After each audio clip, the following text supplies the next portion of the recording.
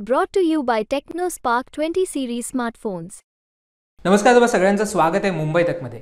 2 दिवसापूर्वी पंतप्रधान नरेंद्र मोदी यांची परभणीमध्ये सभा पार पडली आणि या सभेमधनं त्यांनी महादेव जानकर यांना निवडून द्यावा असं आवाहन केलंय। रासपचे महादेव जानकर हे परभणीतनं निवडणुकीच्या रिंगणात आहेत। खरं तर ही जागा अजित पवार गटाकडे होती, परंतु अजित पवार गटाने ती जागा आता महादेव जानकर यांना दिलेली आहे आणि राष्ट्रवादीच्या चिन्हावर लढण्यापेक्षा महादेव जानकर यांनी त्यांच्या चिन्हावर किंवा त्यांच्या पक्षाकडनं निवडणूक लढवायची असं म्हटलं होतं आणि त्यामुळेच आता महादेव जानकर यांना शिट्टी हे चिन्ह मिळालेलं आहे आणि त्याच चिन्हावर ते निवडणूक लढवत आहेत। 2 दिवसापूर्वी पंतप्रधानांची सभा झाली आणि या सभेमधनं पंतप्रधानांनी तिथल्या जे मतदार आहेत त्यांना आवाहन केलं की त्यांनी महादेव जानकर यांना निवडून द्यावं। अर्थात त्यांनी महादेव जानकर यांना छोटा भाऊ देखील म्हटलं आणि जी शिट्टी आहे ती शिट्टी सुद्धा त्यांनी महादेव जानकर यांच्याकडे सोपवली। महादेव जानकर यांनी ती शिट्टी वाजवून त्यांना मतदान करावं असं आवाहन देखील केलेलं आहे। त्यामुळे आता जी परभणीतली लढत आहे ती महादेव जानकर म्हणजे रासप विरुद्ध शिवसेना अशी होणार आहे। परंतु यातली इंटरेस्टिंग गोष्ट अशी आहे की गेल्या अनेक वर्षांनंतर आता परभणीमध्ये एकीकडे आपण बघतोय की धनुष्यबाण हे चिन्ह सुद्धा नसणार आहे आणि दुसरीकडे राष्ट्रवादीचं घड्याळ हे चिन्ह सुद्धा नसणार आहे। त्यामुळे परभणीच्या निवडणुकीमधनं ही दोन चिन्ह कशी गायब झाली आणि पंतप्रधान नरेंद्र मोदी यांच्या सभेनंतर परभणीमध्ये काय फरक पडणार आहे हे सगळं आपण या व्हिडिओच्या माध्यमातून समजून घेऊयात। नमस्कार, मी राहुल गायकवाड, मुंबई तकमध्ये तुमचं स्वागत आहे। तर सुरुवातीला मी जसं म्हटलं की परभणीमधनं आता घड्याळ सुद्धा गायब झालंय आणि दुसरीकडे शिवसेनेचा धनुष्यबाण देखील गायब झालेला आहे। ते नेमकं कसं हे समजावून घेण्यासाठी आपल्याला 2009 पासनाच्या इथल्या लढती बघून घ्याव्या लागतील। 2009 मध्ये इथनं शिवसेनेकडनं गणेशराव दूधगावकर हे निवडणुकीच्या रिंगणात उतरले होते आणि त्यावेळेस त्यांना 3,85,387 इतकी मतं मिळाली होती। त्यावेळेस गणेशराव हे निवडून देखील आले होते। त्यांच्या विरोधात राष्ट्रवादीकडनं सुरेश वारपुडकर हे निवडणुकीच्या रिंगणात उतरले होते आणि त्यांना 3,19,000 इतकी मतं मिळाली होती। या दोघांची मेजॉरिटी काढली म्हणजे जिंकणाऱ्याची जो फरक आहे तो काढला तर 65,418 इतकी जास्त मतं ही गणेशराव यांना मिळाली होती आणि अर्थात शिवसेनेच्या धनुष्यबाण चिन्हावर त्यांनी निवडणूक लढवली होती आणि त्यावेळेस ते जिंकून आले होते।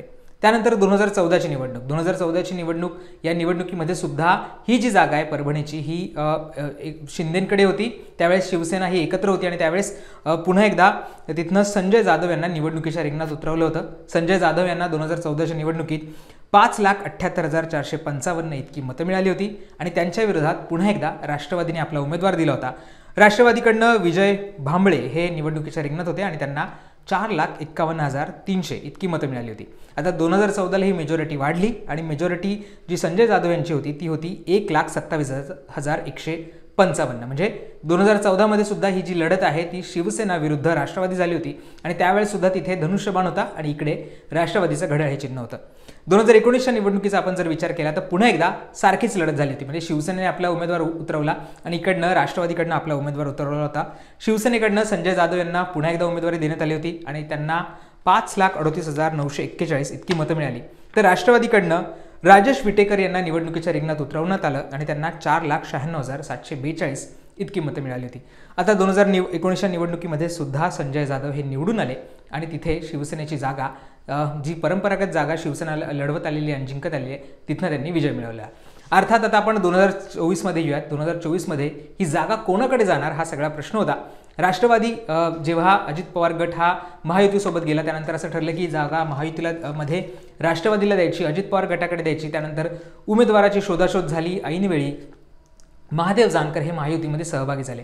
तुम्हाला जो सगळा घटनाक्रम आठवत असेल तर महादेव जानकर हे खरं तर माढ्यातनं निवडणूक लढवतील असं म्हटलं गेलं होतं। त्यांनी शरद पवारांची पुण्यामध्ये भेट घेतली होती आणि त्यानंतर महाविकास आघाडीकडनं माढ्यामधनं शरद पवार गटाकडनं महादेव जानकर हे निवडणुकीच्या रिंगणात उतरतील अशी चर्चा सुरू झाल्या होत्या।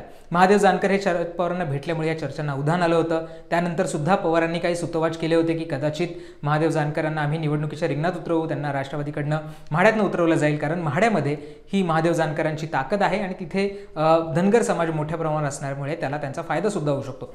हे सगळं सुरू असताना अचानक ट्विस्ट झाला आणि एके दिवशी महादेव जानकर हे थेट वर्षा बंगल्यावर जाऊन पोहोचले। तिथे त्यांनी जी मुख्यमंत्री एकनाथ शिंदे होते, उपमुख्यमंत्री अजित पवार होते, उपमुख्यमंत्री देवेंद्र फडणवीस होते, यांच्यासोबत बैठक झाली आणि त्या बैठकीनंतर त्यांनी जाहीर करून टाकलं की मी महायुतीसोबतच राहणार आहे आणि महायुतीला पाठिंबा देणार आहे।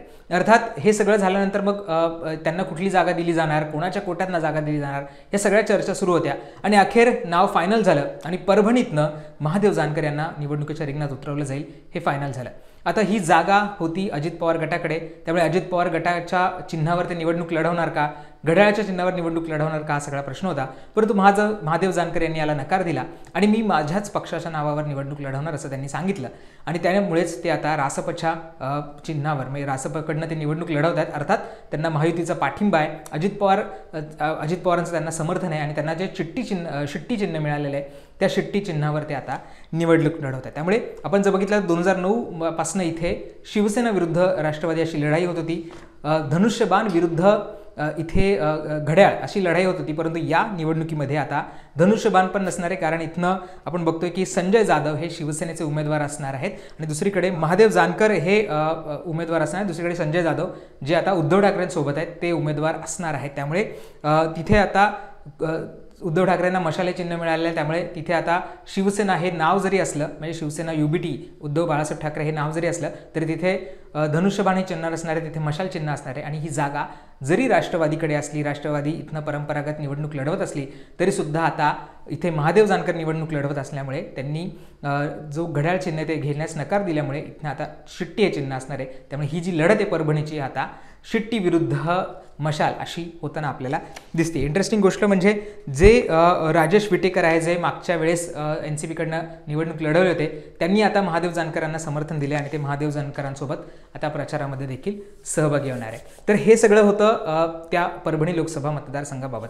आता तिथलं बलाबल कसं आहे, तिथलं समीकरण कसं आहे हे सुद्धा समजावून घेणं महत्त्वाचं आहे. आपण जर परभणीचा विचार केला तर OBC मतदार हे मोठ्या प्रमाणावर आहेत, जवळजवळ 7 लाख मतदार हे OBC समाजाचे आहेत. म्हणजे OBC समाज हा 7 लाख आहे आणि त्याचबरोबर मराठा समाज सुद्धा 5-1 लाखाच्या दरम्यान आहे. मुस्लिम समाजाची मतं सुद्धा मोठ्या प्रमाणावर आहे. त्यामुळे ही जी मतं आहेत ती कोणाच्या बाजूने उभी राहतात हा सगळा महत्त्वाचा प्रश्न आहे. जर OBC समाज हा महादेव जानकर यांच्या बाजूला उभा राहिला आणि मराठा समाजातली सुद्धा काही मतं ही महादेव जानकरांना मिळाली तर त्याचा फायदा त्यांना होऊ शकतो. दुसरीकडे मुस्लिम समाजाची मतं ही कोणासोबत जातात हा देखील प्रश्न आहे. मुस्लिम समाजाची मतं शिवसेनेसोबत गेली, मराठा समाजाची मतं शिवसेनेसोबत गेली तर महादेव जानकरांना आव्हान सुद्धा उभं राहू शकतं. अर्थात ही सगळी समीकरणं कशी जुळून येतात हे सगळं पाहणं महत्त्वाचं असं आहे. दुसरीकडे पंतप्रधान नरेंद्र मोदींची सभा या मतदारसंघामध्ये झालेली आहे. पंतप्रधान अनेक मतदारसंघांमध्ये निवडणुका घेत आहेत आणि या मतदारसंघामध्ये सुद्धा त्यांनी आवर्जून निवडणूक घेतली आणि महादेव जानकर यांचा प्रचार त्यांनी एक प्रकारे केला. तुम्हाला आठवत असेल तर दिल्लीमध्ये NDAची बैठक झाली होती आणि त्या बैठकीमध्ये महादेव जानकरांना बोलवण्यात आलं नव्हतं, त्यामुळे ते काहीशे नाराज झाले होते.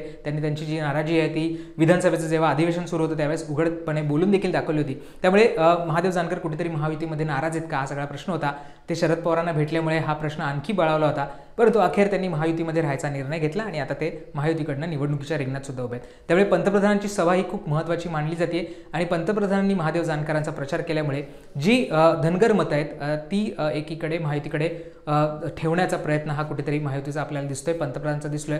आणि त्यामुळेच पंतप्रधानांच्या सभेमुळे केवळ परभणीच नाही तर इतर जे मतदारसंघ आहेत जिथे OBC मतं असतील किंवा धनगर समाजाची मतं असतील ती मोठ्या प्रमाणावर आहेत, तिथे सुद्धा कदाचित हा महायुतीला फायदा होताना आपल्याला दिसू शकतो किंवा तिथे सुद्धा त्यांना फायदा होऊ शकतो. त्यामुळे घोडं मैदान दूर नाही आहे. या निवडणुकीमध्ये नेमकं काय होतं आणि या सगळ्याचे रिझल्ट्स काय येतात हे देखील पाहणं महत्त्वाचं असणार आहे. तुम्हाला परभणीच्या लढतीबद्दल काय वाटतं, महादेव जानकरांच्या भूमिका बद्दल काय वाटतं हे आम्हाला कमेंट करून सांगायला विसरू नका. धन्यवाद.